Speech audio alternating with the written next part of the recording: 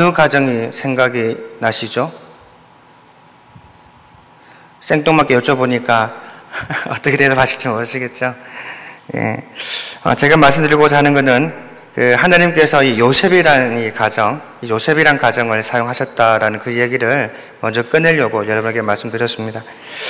하나님께서 이 요셉이라는 이 가정을 이제 애굽으로 들어가게 하셔서 그 가족 단위였던 이 요셉의 가족을 이제 하나님께서는 민족이라는 큰 어떤 백성, 또 큰 민족으로 번성케 하는 그런 과정들을 우리가 출애굽에서 볼 수가 있습니다. 그래서 이 요셉으로 하여서, 이 총리가 되어진 요셉으로 하여서 그 가정이 이렇게 많은 민족을 이루고 또 많은 가족들이 구성되어져서 나름대로 안전하고 평안한 삶을 살아왔었습니다.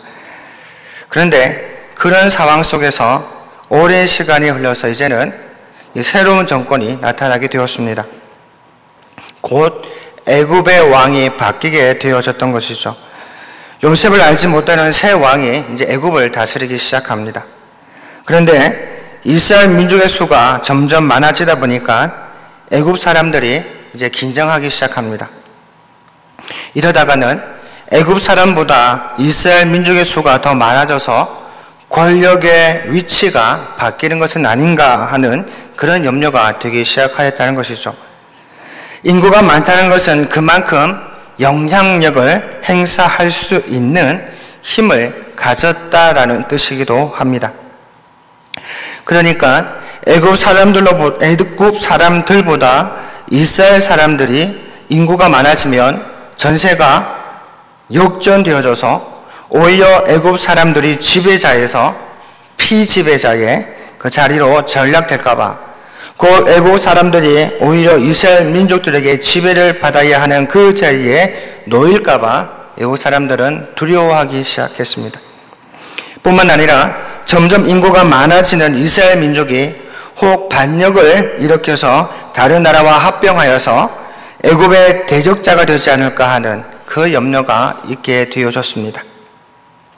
그리고 또 다른 하나의 이유가 있는데 그것은 출애굽기 1장 10절 하반절의 말씀을 보시면은 이스라엘 백성들이 이 땅, 애굽 땅이란 말이죠. 이 땅에서 나갈까 하노라고 하면서 애굽 지도자들이 이스라엘 백성들이 애굽 땅을 나가면 어떡하나 하는 그 염려도 하고 있다는 것이죠. 그 당시만 해도 아까 말씀드렸던 것처럼 인구 증가는 곧 국력이었습니다. 그런데 이스라엘 민족이 애굽을 나가게 되어지면 그만큼의 국력이 약해질 위험이 생기고 더 나아가서는 이스라엘 백성들의 노동력이 없어지기 때문에 긴장하게 되어졌던 것입니다. 그 전까지는 요셉이 애굽의 총리로 있으면서 이스라엘의 민족이 애굽 사회에서 하나의 동등한 그 민족으로서의 자리하고 있었다고 한다면 이제는 요셉이 죽고 요셉을 알지 못하는 상황 속에서 수백 년이 지난 후에 많은 인구의 증가로 인해 애굽의 위험거리가 되었고 노동력을 확보하기 위해서는 없어서는 안 될 그 민족이 되어져 버렸던 겁니다. 그러한 여러 가지 정치적인 문제로 인하여서 애굽 사람들은 이스라엘 민족의 인구 증가를 억제하고 애굽에서 나가지 못하게 하기 위해서 하나의 방법을 모색하게 되어지는데 그것이 바로 바로를 위한 국고성 비돔과 라암셋을 건축하게 하는 일이었습니다. 그래서 국고성 비돔과 라암셋을 건축한다는 것은 크게 세 가지의 효과를 가져올 수 있을 것으로 기대했었습니다. 그 첫째는 앞서서 말씀드렸듯이 이스라엘 민족의 인구 증가를 억제할 수 있다는 것이었고, 둘째는 이스라엘 민족들에게 고된 노동을 통해서 딴 생각을 하지 못하도록 하는 것이었습니다. 그리고 세 번째로는 바로의 권력을 집중시키는 데에 도움이 되는 효과를 가져올 것이다라고 생각했던 겁니다. 결국 이스라엘 백성들은 국고성인 비돔과 라암셋을 건축하는 일에 동됨으로써 실제적으로 노예의 생활이 시작되었다라고 볼 수도 있는 겁니다. 어쨌든 이러한 상황이다 보니까 이스라엘 백성들은 고된 노동으로 인하여서 더 하나님을 찾게 되어지는 그러한 계기가 되었습니다. 국고성을 짓기 전까지는 이 각자의 삶을 살았습니다. 어떻게 보면 편안한 삶을 살았다라고 말할 수가 있겠죠. 또 나름대로 큰 어려움 없이 애굽의 생활에 잘 적응하고 정착하여서 편안한 삶을 살았다라고 얘기할 수도 있었을 겁니다. 그런 중에 이제는 국고성을 짓는 일로 인하여 노동력이 착취되어지고 개인의 삶은 없어졌으며 고된 노동으로 인하여서 이스라엘 백성들은 자신들을 구원하실 분은 오직 하나님 외에는 없다라는 것을 알고 하나님에 대한 간절한 마음이 생겨나기 시작했다라는 겁니다. 여러분, 사람의 마음이 이렇습니다. 사람의 마음이 이래요. 내가 처음으로 하나님을 만났고 인격적으로 주를 만났을 때에 그 감격과 그 기쁨, 그리고 매 순간마다 채워주시는 그 하나님의 은혜, 매 순간마다 주시는 그 은혜가 무엇인지를 기대하는 그 삶을 살아왔다가 좀 편안해지니까 하나님을 외면하는 일들이 일어나고 있다는 것이죠. 사실 이러한 이야기는 이스라엘 백성들만의 이야기만은 아닙니다. 어쩌면 저와 여러분에게 하는 말씀이기도 합니다. 저와 여러분이 하나님을 처음 믿었을 때는 정말 감동과 감격으로 하나님 없으면 살 수 없다라는 그 마음 가지고 살아왔는데 하나님께서 매 순간순간마다 채워주시는 그 은혜가 이제는 감사함으로가 아니라 당연시 되어지는 그러한 단계까지 가게 되어지고 더 나아가서는 삶이 편안하니까 하나님께서 삶에 대한 평안함을 주셨는데 그 평안함이 하나님으로부터가 아니라 자기 자신의 만족감을 채워주는 것으로 바뀌어지다 보니까 하나님을 찾지 않습니다. 하나님을 찾으려고 하는 간절함이 없다는 거죠. 그게 이스라엘 백성들, 아니 저와 여러분의 모습입니다. 그게 일반적인 사람들의 모습이라는 것이죠. 그런데요, 우리 하나님은 어떤 분인 줄 아십니까? 내가 하나님을 떠나고 있는 그 자리, 그로 인해서 받는 고통들이 분명히 있습니다. 이스라엘 백성도 지금 그렇잖아요. 하나님 앞에서 평안한 삶을 살다가 어느 순간에 고된 노동이 있다 보니까 이제는 평상시보다 하나님을 더 간절하게 찾는 그러한 일이 있었던 것처럼 우리들 삶들 속에서 하나님께서는 고통이라는 것을 통해서 우리에게 축복을 예배해 주시는 것을 볼 수가 있다는 것이죠. 이스라엘 백성들 입장에 봐서는 고통입니다. 그렇잖아요, 여러분. 이스라엘 백성들이 생각했을 때에는 국고성을 만들고 라암셋을 만들고 하는 이 모든 일들, 또 벽돌을 이고 또 만들어야 하는 그 많은 일들, 노예처럼 생활했던 그 모든 일들이 고통이고 핍박이고 어려움입니다. 그런데 그 가운데 하나님을 더 간절히 찾게 만드시는, 그 가운데 하나님을 다시 찾게 되어지는 이스라엘 모습들 보게 되는 것을 보면서 하나님께서는 오히려 고통을 통하여 하나님을 더 가까이 하고 하나님을 찾게 하는 그 축복의 길로 열어주시다는 것이죠. 저와 여러분이 확신할 수 있는 것은 하나님께서 우리에게 주시는 이 고통은 내 자신의 부정적인 모습이 아니라 주께서 우리에게 부정적이고 아픔을 주시기 위한 목적이 아니라 하나님을 더 간절히 찾고 하나님을 더 소망하고 하나님께서 이 고통을 통해서 어떤 것을 우리에게 주실 것인가 하는 그 기대감의 성취를 이루시는, 또 그 기대감에 믿음을 더하게 하시는 하나님의 축복임을 여러분 믿으실 수 있기를 소망합니다. 그뿐만 아니라 하나님께서는 그 이스라엘 백성들의 고통을 들으시고 하나님께서는 한 사람을 예배해 놓으십니다. 여러분께서 너무나 잘 아시는 모세입니다. 하나님께서는 이 모세라는 사람을 지도자로 세워서 이스라엘 사람들을 출애굽시키기 위한 계획을 진행하고 계시고 있습니다. 모세의 출생에 관한 이야기, 또 모세가 성장해왔던 그 이야기는 저와 여러분 잘 알기 때문에 그 부분에 대해서는 굳이 말씀을 드릴 필요가 없을 것 같고, 본문으로 들어가서 하나님께서 모세를 이 바로에게 보내어서 바로에게 하나님의 말씀을 전하도록 합니다.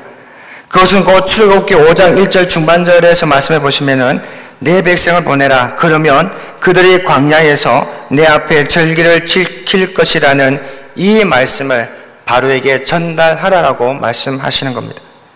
그러자 바로의 대답이 옵니다. 그러자 그 바로의 대답이 그 뒷절인 2절에서 기록되어졌는데 이렇게 바로는 대답합니다. 여호와가 누구이기에 내가 그의 목소리를 듣고 이스라엘을 보내겠느냐? 나는 여호와를 알지 못하니 이스라엘을 보내지 아니하리라라고 대답을 합니다. 그러자 하나님께서는 모세를 통해서 어떻게 합니까? 애굽에 10가지 재앙을 내리십니다. 그 가운데 오늘 본문은 네 번째 재앙인 파리 재앙을 이 바로에게 내리신 내용이 기록되어져 있는 내용입니다. 그런데 오늘 본문을 보면은 그 가운데 바로의 변명 혹은 바로가 모세를 통하여 타협하고자 하는 그 내용이 또한 포함되어져 있습니다. 오늘 설교 제목을 타협하지 않는 신앙이라고 제목을 정하면서 바로가 모세와 어떤 타협을 하게 되었는지를 살펴봄으로써 저와 여러분이 신앙에 타협을 하지 않고 오직 지조가 있고 또 굳건한 신앙을 유지하는 것이 얼마나 중요한지를 한번 살펴볼 수 있는 기회가 되실 수 있기를 소망합니다. 바로가 제시한 타협점은요, 이 땅 곧 애굽에서 제사를 드리라고 하면서 신앙은 가지되 세상을 포기할 수 없게 만드는 타협점이었습니다. 우리 24절 말씀을 한번 읽어보겠습니다. 24절 말씀요, 시작. 여호와께서 그와 같이 하시니 무수한 파리가 바로의 궁과 그의 신하의 집과 애굽의 온 땅에 이르니 파리로 말미암아 그 땅이 황폐하였더라. 그리고 25절 말씀을 더불어 읽어보겠습니다. 25절요, 시작. 바로가 모세와 아론을 불러 이르되 너희는 가서 이 땅에서 너희 하나님께 제사를 드리라. 처음에 모세를 통해서 바로에게 전달한 메시지가 이스라엘 백성들을 보내어 광야에서 하나님께 제사를 드리게 하라고 할 때에 바로는 오히려 하나님이 누구신지 알지 못하여서 보낼 수 없다라고 말했던 바로였습니다. 그런데 오늘 하나님의 네 번째 재앙인 이 파리떼가 바로 군과 온 나라에 퍼지니까 모세의 요구에 한 발짝 물러나서 이 땅에서, 이 애굽 땅에서 하나님께 제사를 드리라고 말하고 있더라는 겁니다. 하나님을 알지 못하니 제사를 드릴 수 없다, 보낼 수 없다던 바로가 이제는 이 땅에서, 애굽 땅에서 제사를 드리라는 타협점을 찾아가고 있다는 것입니다. 한편으로는 결탄코 이스라엘 백성들을 애굽에서 떠나보낼 수 없다라는 그 고집이 한풀 꺾여지는 것처럼 보입니다. 그래서 이 땅에서 제사를 드리는 것이 허용되었을 테니까 이 땅에서 제사를 드리라고 하면서 나름대로의 양보하는 척하고 있는 것이죠. 그런데 이러한 바로의 타협점은 오늘 우리 그리스도인들에게 겪게 되어지는 유혹이기도 합니다. 곧 하나님에 대한 믿음 생활은 하되 세상에서 마음이 떠날 수 없다라는 유혹이 있더라는 것입니다. 이 말씀에는 두 가지 측면의 말씀이 있고 또 두 가지 측면에서 살펴볼 수가 있습니다. 그 첫째는 이스라엘 백성들이 애굽이라는 땅에 있게 되어지면 하나님께 제사를 드리는데 온전한 마음으로 집중할 수 없게 되어집니다. 그 당시만 해도 애굽은 발달된 도시와 같은 곳이었죠. 그러다 보니까 얼마나 많이 볼 것이 있겠습니까? 또 얼마나 많은 먹을 것이 있었을까요? 더군다나 세상적인 욕심과 욕망을 채우고자 하는 이방인들의 모습을 보면서 이스라엘 백성들이 하나님께 집중하여서 예배를 드릴 수가 있었겠습니까? 하나님께서 원하시는 제사는 주의 백성들이 하나님께 집중하는 제사였습니다. 우리 한번 따라해 보실까요? 하나님께서 원하시는 제사는 하나님께 집중하는 예배이다. 우리 하나님께서는 하나님께 집중하는 그 예배를 원하셨던 겁니다. 하나님께서 제정하신 제사법에 의해서 마음과 뜻을 다하여 드리는 제사를 하나님께서는 받으시는 겁니다. 그런데 이스라엘 백성 주변에 세상적으로 휘황찬란한 것들이 눈앞에 보이는데 하나님께 마음을 다하여 제사를 드릴 수가 있었겠냐는 겁니다. 애굽 그 땅에서 말이죠. 이것을 통해서 우리가 알 수 있는 것은 온전한 예배를 드릴 때에 예배에 방해되는 물건이나 다른 어떤 것들이 있다면 그것들로부터 주변으로부터 정리해야 할 필요가 있다라고 우리에게 교훈해 주고 있습니다. 다른 물건이나 다른 어떤 것들로 하여금 하나님께 예배드릴 때에 정신과 마음이 흩어질 수 있는 위험이 있다면 주변을 정리해야 한다는 것입니다. 제가 아는 아이 중에 한 명 있습니다. 제가 예전에 중고등부 섬길 때에 예배를 드리다가 아이들이 이 스마트폰을 가지고 계속 예배 시간에 스마트폰을 하더라고요. 그래서 어떻게 하면 이 스마트폰을 하지 않고 또 예배에 집중시킬 수 있을까 이렇게 고민을 하다가 선생님과 같이 의논해서 그러면 스마트폰을 수거하자 이런 이야기가 있었습니다. 그래서 일단 아이들한테 한 주 전에 광고를 해서 예배에 집중하기 위해서 스마트폰을 수거합니다라는 광고를 하고 그 다음 주에 이제 아이들 올 때에 70명에서 100명 되는 그 아이들의 핸드폰을 다 이렇게 바구니에다가 다 수거를 했어요. 그래서 이제 수고를 했으니까 이제 아이들이 예배에 집중하겠지라는 생각 가지고 그 기대감 가지고 열심히 설교를 했는데 이제는 아이들이 영혼이 없어요. 진짜 얘기를 하는데 스마트폰을 하지 않는데 정신은 딴 데가 있는 거예요. 영혼이 없어요. 애들이 그냥 넋놓고 있는 거예요. 어떻게 하든지 예배에 집중할 수 있게끔 그런 방법을 썼습니다. 그래도 안타까운 이야기가 있습니다. 어떤 아이가 그 다음 주부터 안 나오는 거예요. 중고등부 예배를. 그래서 전화를 했죠. 야, 왜 중고등부 예배 안 나오냐? 그랬더니 하는 이야기가 스마트폰 수거해서 안 가요. 그러는 거예요. 너무 황당하잖아요. 그래서 야, 스마트폰을 수거하는 거는 예배에 집중하자는 차원이지 네가 가지고 있는 물건을 빼앗아서 안 나눠주는 건 아니잖아. 그러니까 와라 이렇게 얘기를 했어요. 그런데 안 오는 거예요. 그래서 안 되겠다 싶어서 이제 부모님한테 전화를 했습니다. 부모님한테 선생님께서 전화를 하셨는데 그 부모님께서 하신 말씀이 저는 기대를 했죠. 그래, 내 아이가 그것 때문에 예배를 안 간다는 건 말도 안 된다. 제가 당연히 내 아이를 보내겠습니다. 이렇게 얘기해버렸어요. 그럴 때 뭐라고 얘기한 줄 아십니까? 교회에서 왜 스마트폰을 거두세요? 부모님이 그 얘기를 하시는 거예요. 제가 깜짝 놀랐습니다. 나중에 느꼈던 게 부모님의 영향은 아이에게 반드시 미치는구나. 부모님이 그런 생각을 가지고 있으니까 자녀도 그런 생각을 가지고 있어서 스마트폰을 빼앗으면 수고를 하면은 그게 자기의 자존심을 건드리는 거고 자기의 물건을 착취하는 거라고 생각을 하게 되더라는 거죠. 고민 되겠습니까? 안 되겠습니까? 여러분? 참 고민이 많이 되더라고요. 그래서 그 다음 주에 다시 스마트폰 돌려줬어요. 그 다음부터 수고 안 했습니다. 그러면서 계속 이제 아이들한테 스마트폰 하지 말아라고 얘기하면서 어떻게 하든지 스마트폰에 집중하지 않도록 여러 가지 예배의 형식들을 지금 많이 바꿔가는 그런 모습들도 있었습니다. 제가 이 말씀 드리는 이유가 있습니다. 이 스마트폰 하나에 그렇게 하나님께 예배 드릴 때에 집중하지 못하는데 애굽이라는 그 나라 정말 볼 것도 많고 할 것도 많고 또 먹을 것도 많고 또 이러한 것들이 많은 그 나라에서 또 물건에 대한 집착과 삶에 대한 집착을 이스라엘 백성들이 그 땅에서 쉽게 포기할 수가 있었겠냐는 겁니다. 쉽게 포기할 수가 없었을 거예요.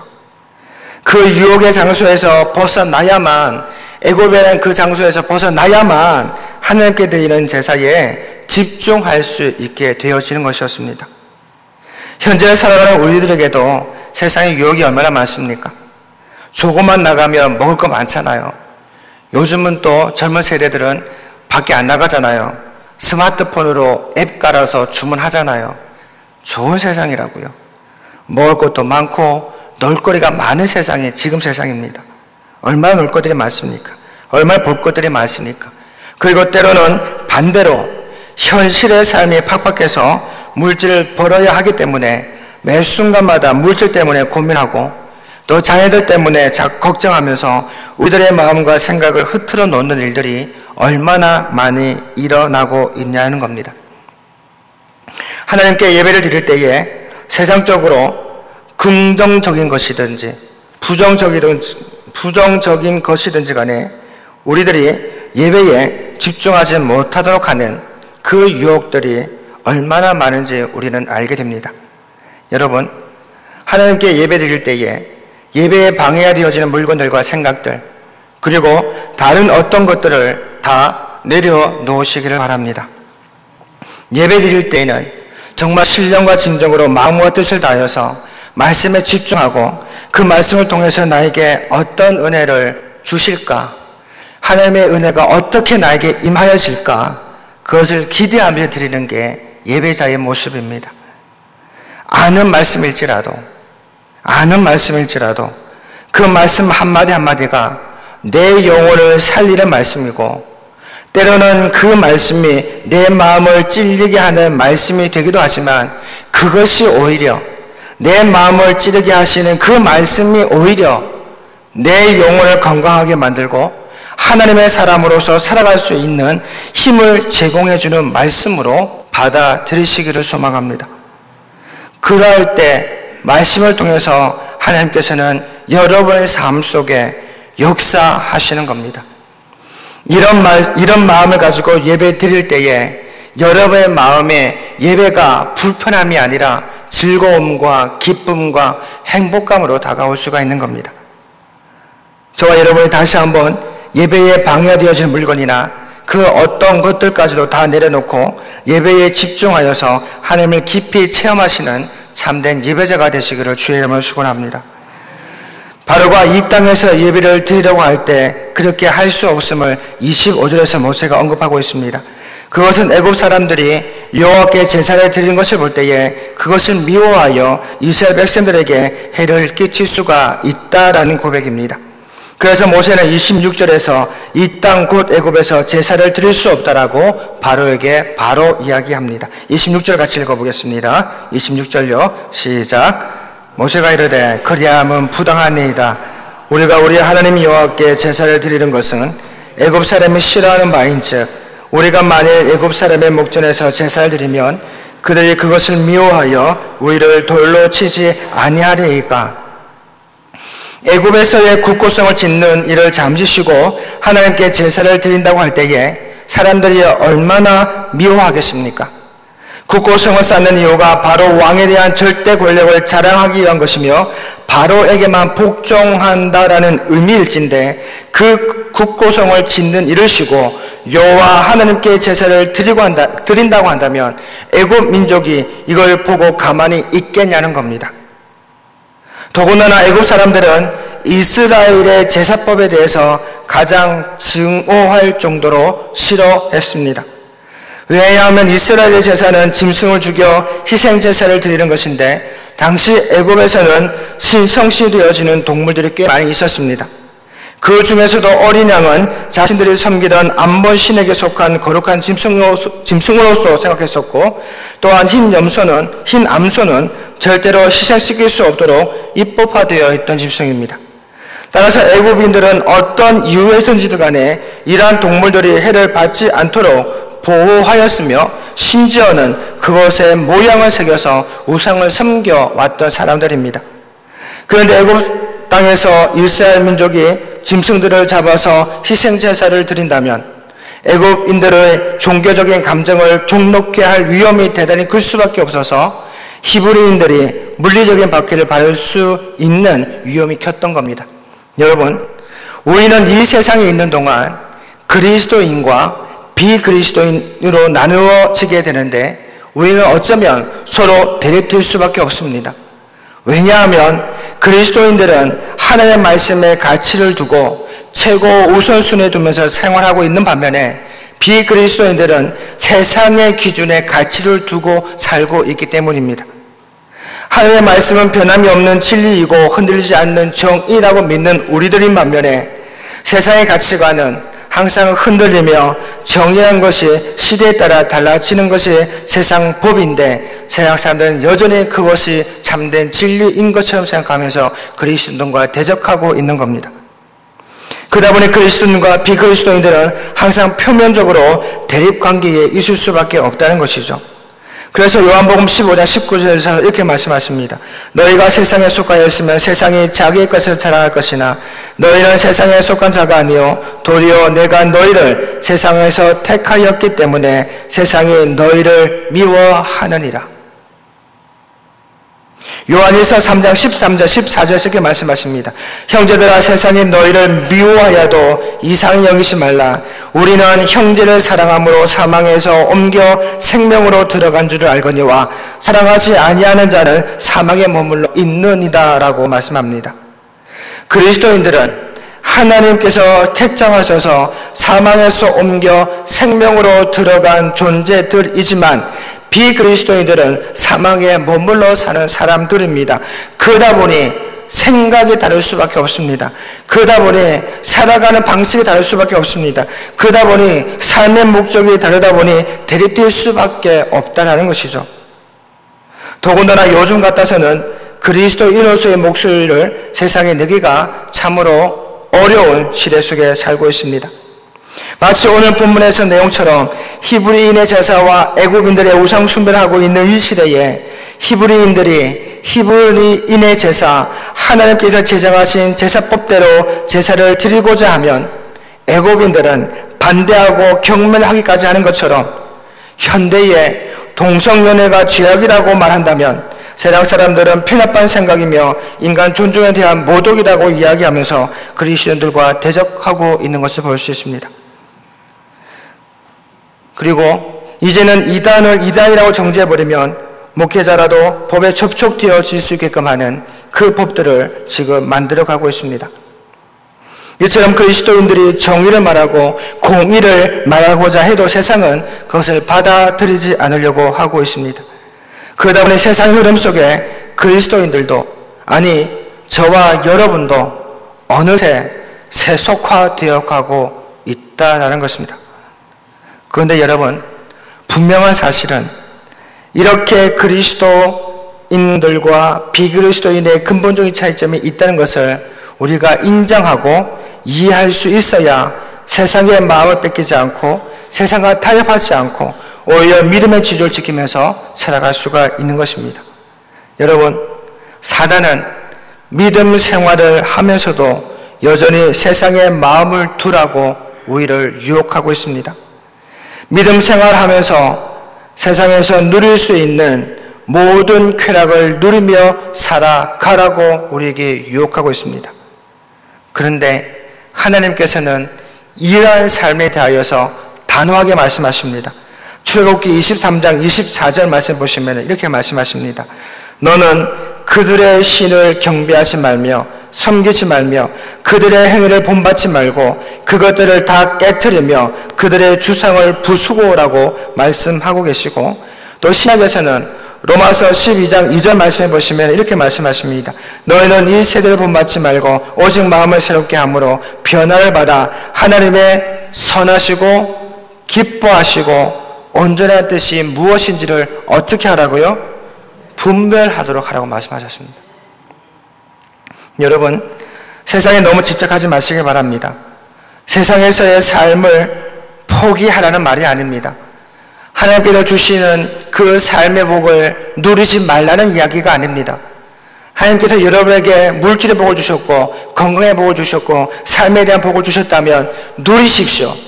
누리는 것도 하나님께서 우리에게 주신 그 특권입니다. 그런데 세상에 너무 집착한 나머지 하나님을 잊어버리지는 말자라는 겁니다. 하나님께서 한없이 축복 주셨을 때에 하나님을 잊어버리지 말고 그때일수록 더더욱 하나님을 붙잡으면서 살아가자는 겁니다. 그게 복된 사람입니다. 저와 여러분이 다시 한번 이 세상의 유혹에 넘어가지 않고 다시 그리스도 안에서, 다시 하나님 안에서, 다시 성령님의 역사하심 속에서 바른 삶을 살아가고 또 세상의 집착함이 아니라 하나님의 인도하심에 집착하며 살아가는 저와 여러분이 되실 수 있기를 소망합니다. 둘째로 바로는 광야에서 제사를 드릴 것이나 너무 멀리 가지 말라고 말하면서 세상을 떠나되 너무 멀리 가지 말라라고 유혹하고 있습니다. 우리 28절 말씀 읽어보겠습니다. 28절요. 시작. 바로가 이르되 내가 너희를 보내리니 너희가 너희 하나님 여호와께 광야에서 제사를 드릴 것이나 너무 멀리 가지는 말라. 그런즉 너희는 나를 위하여 간구하라. 광야에서 제사를 드릴 것이나 뭐라고요? 너무 멀리 가지 마라. 이 말의 의미는 결국 원어를 번역하면 이렇습니다. 너희는 절대로 멀리 가지 말라는 겁니다. 그래서 이스라엘 민족을 광야로 보내긴 하겠지만은 너무 멀리 가서는 안 된다, 절대로 안 된다라는 단서 조약을 계속 참고하고 있는 겁니다. 이전에 어떻게 말을 했죠? 이 땅 애굽에서 예배를 드려라, 제사를 드리라고 말했던 이 바로가 모세의 이 합리적인 답변과 끈질긴 요구로 인해서 이스라엘 민족이 광야로 가는 것을 허락하기는 하고 있습니다. 그러나 바로가 이렇게 허락한 것은 여차하면 군사를 다시 풀어서 광야로 쫓아가서 이스라엘 백성들을 다시 끌고 올 수 있다라는 인간적인 계산이 깔려져 있는 겁니다. 사단은 그리스도인들을 향하여 세상께서 떠나되 너무 멀리 떠나지 말라는 겁니다. 이 사탄에게 있어서 너무 멀리 떠나가 있지 말라는 거죠.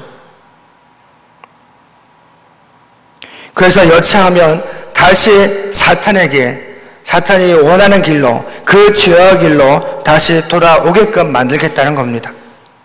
이것을 간단하게 말하면 이렇습니다. 어정쩡한 그리스도인으로 한 발은 하나님께, 한 발은 세상에 두고 살아가라고 사탄은 유혹하고 있다는 것입니다. 예수님을 믿는 것에 대해서 열심을 내지 말고 그냥 썬데이 크리스찬이 되라, 그냥 주일에 한번 나와서 예배드려라, 그걸로 되지 않았느냐 하고 유혹하다는 것이죠. 일반 생활들 속에서 세상 사람들 것처럼 살면 되지 않냐, 때로는 약삭빠르게 살 필요도 있지 않아, 때로는 속여가면서 살 필요도 있지 않느냐, 때로는 상대방에게 피해를 주면서까지 내가 편하면 된다는 식으로 살아가라고 하면서 신앙의 타협점을 찾아 좀 편안하게 살아라, 좀 편안하게 신앙생활을 하라고 사탄은 우리를 유혹하고 있다는 것입니다. 마치 엘리야가 모든 이스라엘 백성들에게 열왕기상 18장 21절에서 말씀하셨던 것처럼 너희가 어느 때까지 둘 사이에서 머뭇거리느냐, 여호와가 만일 하나님이면 그를 따르고 바알이 만일 하나님이면 그를 따를지니라 하니 백성들이 말 한마디도 대답하지 아니한지다라고 책망하였던 것처럼 우리들 역시 세상과 하나님 사이에 머뭇거리고 있는 경우는 있지 않습니까?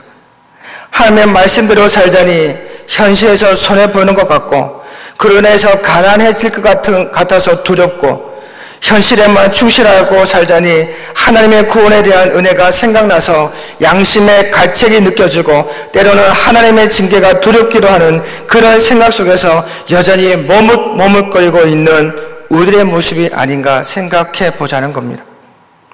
그런데 사단은 이러한 성도의 마음을 너무나 잘 알아서 너무나 잘 활용하고 있다는 것입니다.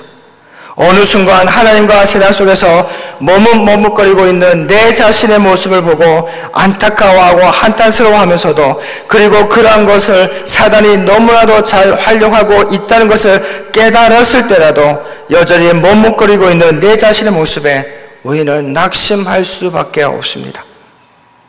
그런데 그 가운데서도 낙심하거나 실망할 필요가 없습니다. 왜냐하면 그런 상황들 가운데서 벗어날 수 있는 방법이 있기 때문입니다. 뭘까요? 기도하는 일입니다.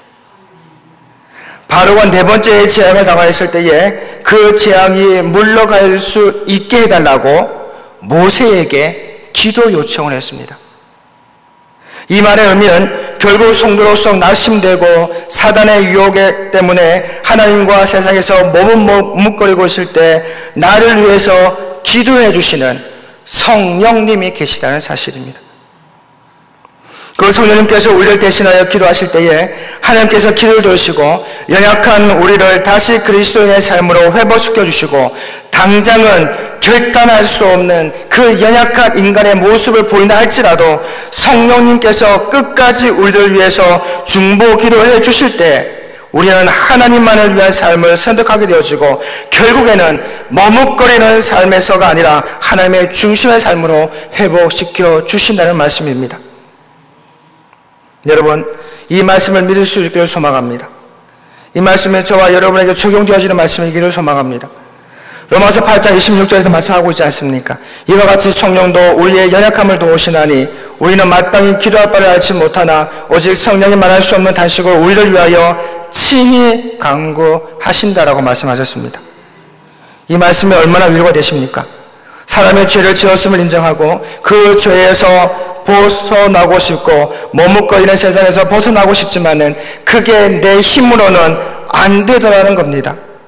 내 힘으로 무엇인가를 해보려고 하면 할수록 점점 깊은 수렁에 빠져드는 것처럼 빠져들어서 헤어날 수 없는 그 실정이 되어지곤 하더라는 것이죠. 그래야 자포자기합니다. 세상에 내 자신을 내버려 두려고 할 때 성령님께서는 말할 수 없는 단식으로 우리를 위해 친히 간구해 주심으로 다시 힘을 제공해 주시고 그로 인해서 하나님 앞으로 나아가 새로운 그리스도인으로서의 삶을 살아가도록 인도해 주신다는 사실입니다. 여러분, 성령님께서 여러분에게 기도의 힘을 불어 넣어 주시기를 소망하고 기대하시기를 소망합니다. 그로 말미암아 저와 여러분이 기도하는 열심이 회복되어져서 세상에서 머뭇거리는 연약한 존재가 아니라 하나님과 항상 함께 생활하시는 하나님의 자녀로서의 삶을 살아가시는 저와 여러분이 다 되시기를 소망합니다. 말씀을 맺겠습니다. 우리는 믿음 생활할 때에 우리의 편을 위해서 신앙에 타협을 해서는 안 됩니다. 세상은 믿음의 성도들이 신앙을 지키되 세상을 포기할 수 없게 만드는 것입니다. 그리고 세상을 떠나되 너무 멀리 가지 말라고 하면서 하나님과 세상에 머뭇거리기를 유혹하고 있습니다. 그러나 사단이 이러한 전략을 짜고 있다는 사실을 우리가 알고 있다면 우리는 사단의 유혹에 넘어가지 않도록 항상 기도하는 일, 특히 성령님을 의지하여 기도하며 중보자 되시는 예수 그리스도께 나아감으로 하나님께서 하나님의 뜻을 이루어 가시도록 우리는 기도하는 일에 열심을 내시기를 소망합니다. 저와 여러분이 이 세상을 살아가면서 세상에 타협할 게 아니라 끝까지 신앙의 지조를 지키고 믿음을 지켜 하나님께 영광 돌리는 저와 여러분의 삶이 되기를 주의 이름으로 축원합니다. 기도하겠습니다. 살아계신 하나님 아버지 감사합니다. 하나님, 우리는 지금까지 수십 년 동안 하나님을 섬겨왔습니다. 그 수십 년 시간 동안 하나님께서는 우리에게 많은 은혜를 주셨습니다. 많은 은혜의 혜택을 주셨습니다. 그 많은 은혜로 우리가 살아가고 있는데 감사할 때도 있었지만은 어떨 때는 당연시 여겨질 때도 있었습니다. 아니, 이제는 하나님 안에서의 생활이 아무런 목적 없이 그냥 그렇게 살아가는 존재들이 되어져 버렸습니다. 세상과 타협하는 일이 너무 쉽게 되어졌습니다. 하나님, 이제 우리의 신앙을 다시 한번 점검하게 하여 주시옵소서. 이스라엘 백성들이 어려울 때 주님을 그렇게 찾더니 평안할 때는 또 찾지 않고 고통을 주었을 때 또다시 찾는 그 반복적인 삶이 그 신앙의 삶이 우리의 삶의 모습들이 아닙니까? 그런데 우리 하나님께서는 하나님을 멀리하고자 할 때에 고통이라는 것을 통하여서 하나님을 찾게 하시는, 고통을 축복으로 만들어 가시는 하나님의 은혜를 보게 되어집니다. 그 변함없으신 하나님의 은혜를 날마다 기억하며 살아갈 수 있도록 도와주셔서 세상에 타협하지 아니하고 믿음 타협하지 아니하고 바른 신앙관과 지조를 지키며 오직 하나님 앞에 열심을 내고 하나님 앞에 충성하여 하나님께 인정받는 삶을 살아갈 수 있는 우리 모두가 되게 하여 주시옵소서. 주께서 우리를 지키시고 보호해 주시길 원하며 예수님의 이름으로 기도드리옵나이다. 아멘.